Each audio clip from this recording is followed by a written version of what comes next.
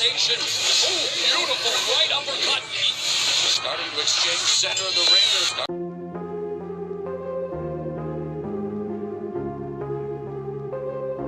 Hector Luis Garcia is a dog.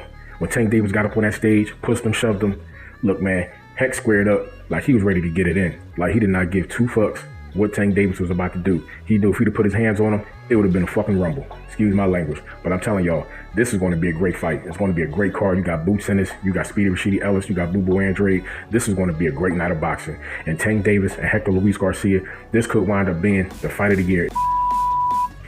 Hector Luis Garcia upset Chris Colbert. Nobody thought that was going to happen, but guess what? It happened. Everybody has Tank Davis as the favorite. They think Tank is going to go into that fight and knock him out, put him to sleep.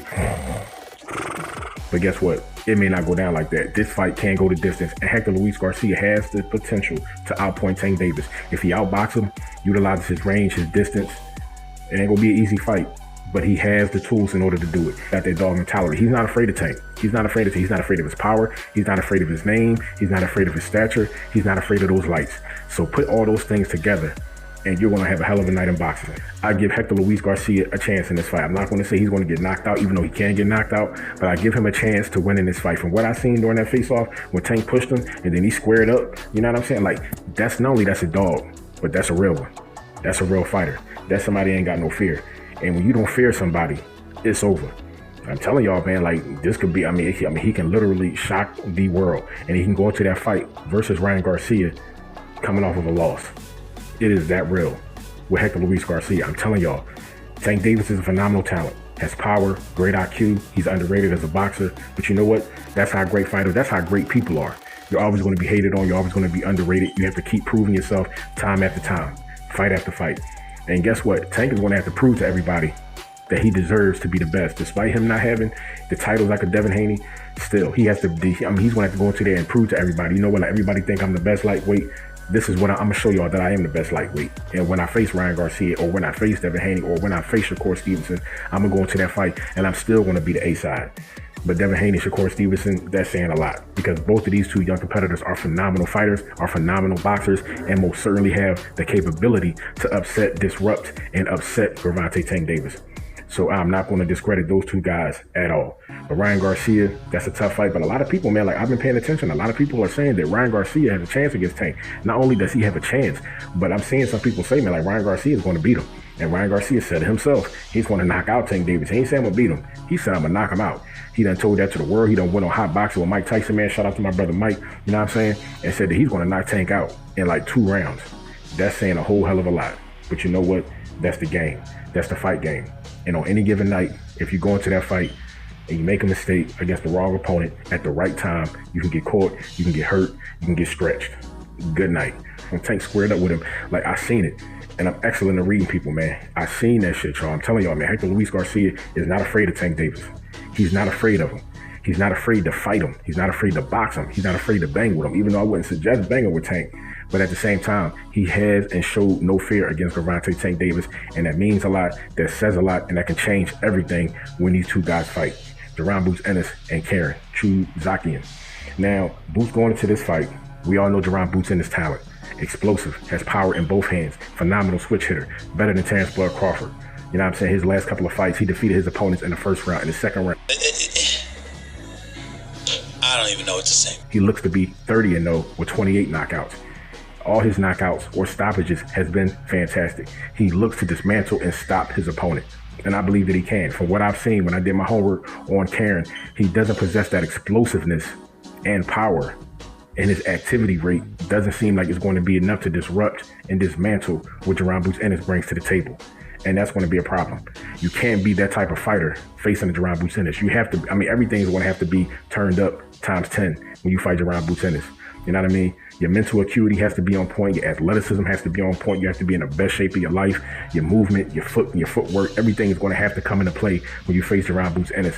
And I just don't see those factors from what I've seen from Karen. I just don't see it. I just don't see it. But at the same time, I wasn't sitting in the camp when he was training, when him and his team was working on the game plan and devising that game plan to go in there and defeat Jaron Boots Ennis. So with that said, I give him a shot. Anybody to glove up and step into that ring and put their life on the line, I'll give them that respect, and I'll give them a chance to win. Even though that chance may be slim, the odds may be stacked against them, they still get that chance. Because the boxing game is at the twilight zone. Special things happen. If Boots slip up, do something wrong, and at that specific time, Karen catches him, who knows, man? Boots can get tagged, can get hurt. Anybody can get hurt. Anybody can lose. It just may be tougher for some opposed to others.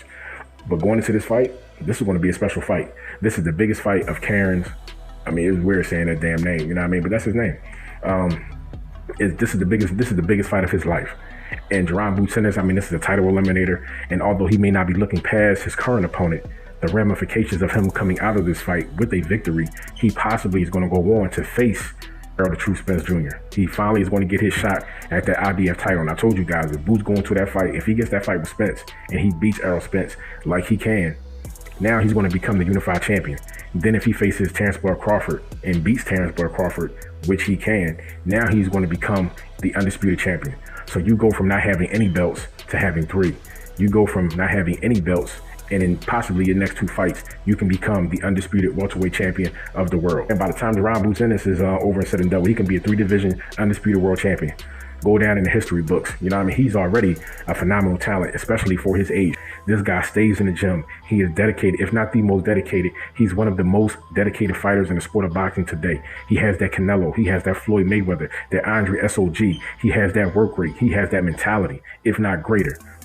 He wants greatness. He's not pursuing paychecks. He's not pursuing paydays. He is pursuing a phenomenal legacy. And that type of mindset sets you apart from anybody that you will face or potentially face. If they don't have the same mindset, the same skill set as you, it will be hard for them to defeat you. It'll be a situation that you will defeat yourself before your opponent ever defeats you. But let's switch gears. Speedy Rashidi Ellis going into this fight, him and his opponent has went back and forth. Speedy Rashidi Ellis has went back and forth with Jaron Ennis, which is hilarious because they offered Speedy Rashidi Ellis the fight. But you know what I mean? Speedy was like, the money was too small, so he didn't take the fight, which is hilarious because both of you guys are up and comers. You're not going to be offered millions of dollars, you know what I'm saying, in order to fight Boots. You ain't going to do that, which because when you look at a fight like that, it's more than a paycheck. It's about positioning.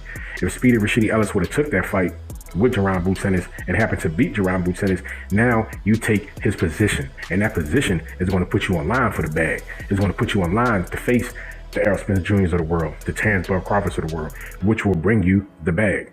So when he said the fight was offered, but he didn't take it because of the money, that told me everything I need to know. Yeah, you could talk a good game, but at the end of the day, you know if you fought Boots is going to smoke you. Let's switch gears. Boo Boo Andrade.